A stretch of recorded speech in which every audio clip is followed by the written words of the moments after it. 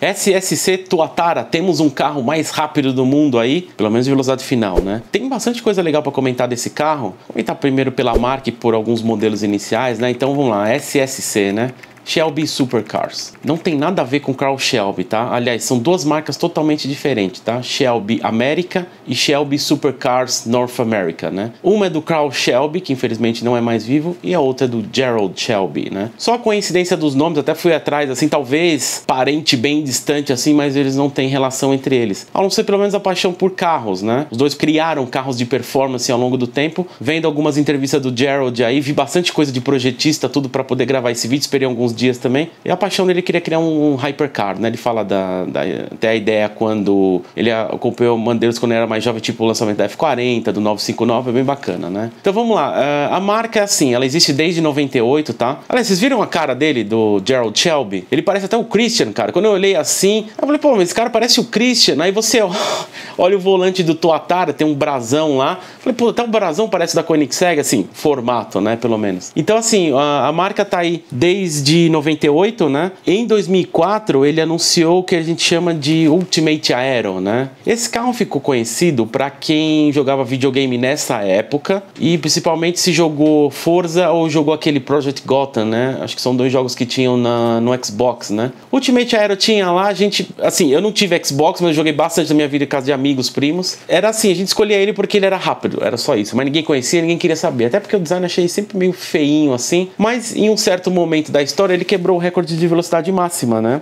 E esse carro, ele teve vários motores, né? Foi, tipo, basicamente todos os motores de Corvette de corrida, né? Da geração C5, então é o C5R. Então você tinha lá V8, 6.2 Supercharger, V8 6.3 Supercharger, depois mudaram para 6.3 Twin Turbo, que é o do recordista, que é o Ultimate Aero TT, né? Ele quebrou o recorde em 2007. O carro tinha 1.287 cavalos, a estimativa era chegar em 430 km por hora. Não acabou chegando nisso, mas acabou batendo o recorde lá.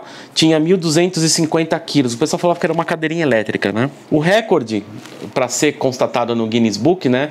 Ele precisa atingir num trecho, tipo, se você saiu de norte para um sentido sul, você tem que fazer o contrário também, de sul para norte, né? Então o recorde foi 412,28 km por hora, ou 0,28 km por hora, né? Em 2010 esse recorde foi batido lá pelo Bugatti Veyron Super Sport, que atingiu 430. Tem um pouco da roubada da Bugatti aí, porque falaram que aquele carro que do recorde você não poderia ter, que teria que limitar por conta de potência, por conta de pneu e tudo mais. E por fim teve a versão XT, que é um pouco conhecida, né? Ele já era 6.9 Twin Turbo, tinha 1.300 cavalos, mas acabou não quebrando o recorde do Super Sport, né? Mas a ideia de falar aqui é do Tuatara, né? Então Tuatara, pelo que eu vi, é o nome de um réptil lá da Nova Zelândia. Ele queria o recorde de ser o mais rápido do mundo, quebrar o recorde, né? Que o mais recente era do Koenigsegg Agera RS, que eles até foi quebrado esse recorde no mesmo lugar, no deserto de Nevada lá. Coisas que eu descobri assim, esse carro tá em desenvolvimento desde 2011, né? E ele foi apresentado no Salão da Filadélfia esse ano. Eu nem sabia que existia Salão da Filadélfia, eu nem sabia que teve Salão do Automóvel esse ano. Então teve lá, deve ter sido uma apresentação discreta. Eu nem procurei fotos, se eu achar eu coloco aí como insert para vocês, né? Interessante que é o seguinte, eu vi alguns vídeos, vi algumas entrevistas assim, não só do Gerald, como do Jason, como do Oliver, que é o piloto que estava com o carro lá, né? É legal esse do podcast, acho que é do Matt Farah. Eu vou ver se eu coloco até o link na descrição do podcast para quem souber a língua. Ele dá uma conversa com o Jason e conta várias coisas. Algumas delas, como por exemplo, ele trabalhou na Pininfarina, eu não sabia, né? E ele desenhou outros carros, né? Como por exemplo a Ferrari 599, a Maserati Gran Turismo, até aquela Enzo convertida, aquela Pininfarina P4/5, sabe? Tem uma história curiosa, pelo menos isso é boato. A Enzo que tinha aqui no Brasil do Salão do Automóvel foi o que? 2002 ou 2004? Agora eu não lembro. Quando a Enzo veio pra cá, esse carro não ficou aqui, né? Até eu descobri recentemente quem importou esse carro, que não foi a Vitalia. Eu achei que era a Vitalia, não foi. Foi outra pessoa que importou o carro e acabou vendendo na Vitalia, assim, apresentando o Salão do Automóvel emprestado para ver se vendia aqui no Brasil e acabou indo embora, indo para os Estados Unidos. Quem comprou esse carro, então, isso é uma história, né? A partir de agora, não sei se é verdade, é um boato. Seria o Cameron Glickenhaus. Queria até modelo de corrida, né? O Glickenhaus aí, eu cheguei a conhecê-lo pessoalmente, não consegui conversar, foi rapidinho, foi troca de uma palavra, conheci até não foi no Ferrari Racing Days, eu preciso até gravar um momento disso daí, né? Acabei não gravando mais momento, mas a gente viu lá um Glickenhaus, um dos carros, né? E esse carro foi ele chamou esse cara aí, né, o Jason aí, pra fazer esse mock-up na Enzo, aí acho que talvez até ele usou como inspiração para os modelos Glickenhaus, né? Jason Castriota, isso o nome dele. E é legal o Jason ele contando várias coisas, né? Porque ele, como projetista da Pininfarina, ele passou vários protótipos de Ferrari. Ele até fala que o pai dele tem uma 355 até hoje. E aquelas 355, tipo das que vieram pra cá, que tem o kit aqui que eu falo que eu brinquei lá do... Brinquei não, é verdade, do kit Paulo Mari, né? O carro tinha um comando de válvula da 355 Challenge, disse que o carro andava mais que tudo, né? Cheguei a andar num carro desse, realmente é um carro que acompanha 430, né? E ele até falou, como era um press car da Ferrari, que era o que emprestado para as revistas, até conta lá que o pai dele ia nos eventos e chamava muita atenção, o pessoal ficava louco, porque o carro dava cacete em todo mundo na época, né? Você imagina, press car na época, né? Então até colocaram o dinamômetro, o carro tinha 450 cavalos. Tem umas histórias bem legais, assim, que o Jason conta, né? Aí ele fala, foi perguntado sobre o motor, né? Então o motor do carro é V8 5.9 Twin Turbo Nelson Racing, né? Esse Nelson é uma equipe que é especializada em preparar motor de Corvette, né? Como do próprio Ultimate Aero, o modelo anterior, né? As versões. Até foi perguntado, esse é um motor de Corvette. Ele falou, não, esse é um motor novo com a experiência do Nelson Racing, né? Então, assim, é uma evolução. Ele pegou dos melhores de aprendizado e criou dele. É tipo o Christian mesmo. Até é engraçado como as histórias se parecem assim, sabe? Como é que se fala? Em continentes diferentes, mas como a história do Gerald se parece com a do Christian, sabe? Tipo, o cara começou com uma parceria, no caso aquele era Chevrolet, e o Christian era o que? Ford, né? Que os motores quebravam direto. Depois, com a experiência dele, criou o motor dele com o Koenigsegg, e o Gerald, com essa empresa aqui, acabou criando um motor próprio da SSC, né? Então o carro, ó, ele tem virabrequim plano, não é o motor do Corvette, mas é um estudo em cima do Corvette, tem duas configurações, 1.369 cavalos com a gasolina normal, né? Acho que é 93 octanas, se eu não me engano, e você tem a opção do E85, né? Que é 85% de álcool, né? E fica para 1.774 cavalos, né? Até fala que é 1.3 megawatt. Até isso, ele usa até a expressão que o Christian começou com 1 megawatt no 1-to-1, né? Estimativa de velocidade máxima do carro era de 483 km por hora, né? Esse carro estava em desenvolvimento desde 2011, gira até 8.800 RPM. Uma coisa que é bacana, que eu até deixei no último momento, né? Que ele comenta, o Jason, que eles pegaram uma empresa italiana que desenvolve o câmbio, que chama Cima. Ele até falou, é uma empresa que fica em Modena. Ele falou que essa empresa já chegou a desenvolver para alguns carros. Ele até falou não falou o nome da empresa, mas a tirada do Matt Farah, acredito que seja para Koenigsegg, que eles pegaram o câmbio mais robusto deles e colocaram no Tuatara. E quebrou o câmbio, não deu certo, né? Aí ele fala aqui, falei, puta, e agora, né? Como é que a gente vai fazer? Os caras pegaram o câmbio de helicóptero, velho, pra colocar no carro, por causa da sua robustez. Aí é aquela coisa assim, eu também não sabia que helicóptero tinha câmbio, quanto o Matt Farah, como o próprio companheiro lá do programa dele. Todo mundo ficou assim, câmbio de helicóptero, cara? Helicóptero tem câmbio? Pois é, tem. Então eles pegaram a rigidez do câmbio de helicóptero, as engrenagens muito parecidas, praticamente às vezes, e colocaram no carro pra aguentar tamanho torque assim, tamanha força, tanta potência assim, né? Então é um câmbio manual automatizado de uma embreagem de 7 marchas, tração traseira, peso a seco 1.247 quilos. A estrutura do carro é toda em fibra de carbono, com algumas junções de alumínio. Interior é couro, é alcântara. Você pode pedir o que você quiser, segundo ele, né? Suspensões hidráulicas, tem elevação, né? Com 3 modos de condução, Sport Track Elite. Mexem na altura do carro, né? Por conta da suspensão hidráulica. Aerofólio ativo. Você tem duas configurações, né? A High Speed e a High Downforce. É muito parecido também, novamente. É engraçado como a Koenigsegg parece, assim, os dois se parecem. Ele tem a opção, porque o Jesko, eu já vou falar do Jesko já, né? Ele tem a opção seria o Low Drag ou High Speed, né? Então, ele tem um coeficiente bem baixo, assim, e sem aerofólio, sem nada ativo. E tem o de High Downforce, que ele falou que vai ter um aerofólio fixo. É tipo o Jesko mesmo, né? Então o low drag, no caso do Jesko, seria o Absolute, né? Produzir apenas 100 unidades, 1,75 milhões de dólares, né? Já tinha alguns vídeos desse carro por aí, até a Supercar Blonde Alex chegou a andar, pela data do vídeo, faz pouco mais de um ano. Ela chegou aí para os Estados Unidos e andou até com o Gerald, tá? Bem legal, a reação dela é impressionante. É muito legal, aliás, a reação com alguns vídeos do Gerald falando, porque o Christian é um cara mais frio, parece. O Gerald parece mais assim, ele tem a sua frieza, mas ele gosta muito de ouvir o feedback e essa sensação, né? E ele falou, é engraçado ele falou, eu levei já algumas pessoas para andar nesse carro, né? E até o do quebra do recordista é um carro de cliente, a unidade 1 é de cliente, falando, isso aqui não é um protótipo, isso aqui é o produto final, é do meu cliente, eu pedi emprestado para ele pra gente quebrar um recorde, tipo, o quê?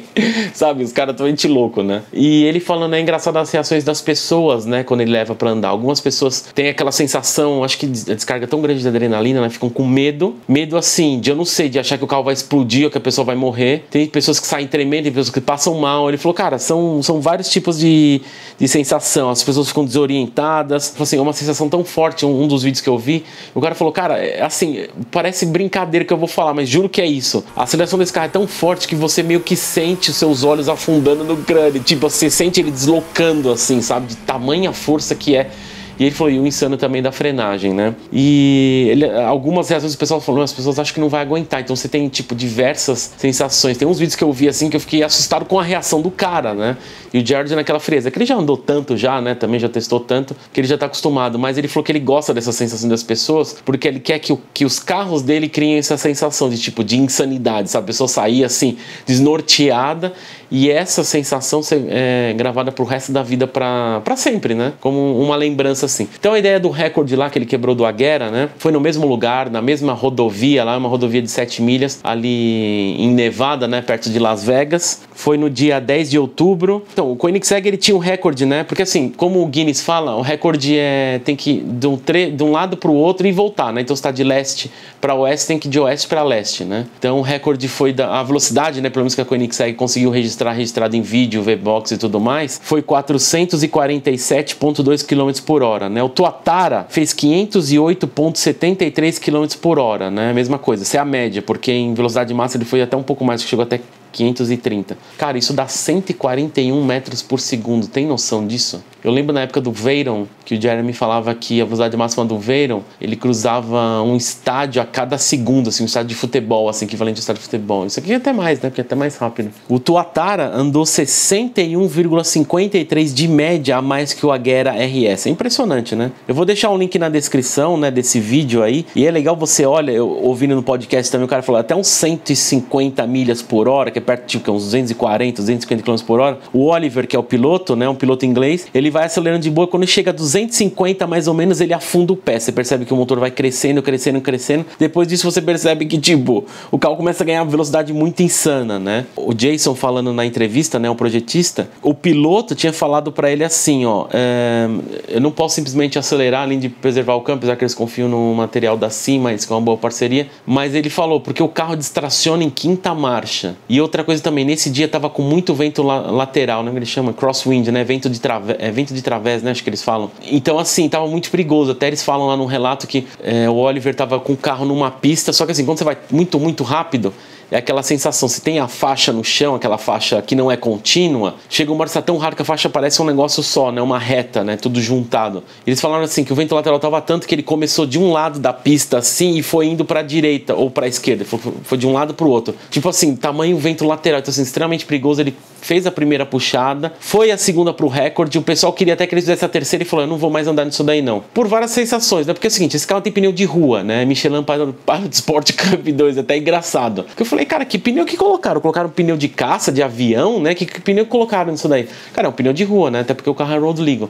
Mas o próprio piloto falou assim, ó, é muito perigoso, eu não encorajo ninguém mais a fazer isso, talvez tenha um marketing por trás, né, mas ele fala assim que é muito perigoso por conta da velocidade, eles eventualmente eles querem colocar de novo quando uma época que tiver menos vento lateral. Eu andei muito rápido 2 vezes. Eu tenho medo de acontecer alguma coisa com o pneu, sabe? Estourar, tá? Então ele falou assim, não encoraja ninguém a fazer. Então ficou um recorde aí absurdo, né? E até é interessante que eu fui ver algumas coisas, vi reportagens, como eu falei, né? O fundador lá da SSC, o Jared, ele fala que, aliás, ele dá uma criticada bem forte na Bugatti. Aliás, todo mundo gosta de bater um pouco na Bugatti, né? A Bugatti tem uns recordes meio esquisitos, cara, que eles fazem no o suposto mundo fantástico deles, lá na pista de Aero Lesson, né? E até o Jared fala, ó, esse recorde da Bugatti aí, que é o do Chiron Super Sport 300+, teria atingido a velocidade que a Bugatti declara, né? Seria pouco mais de 300 milhas por hora.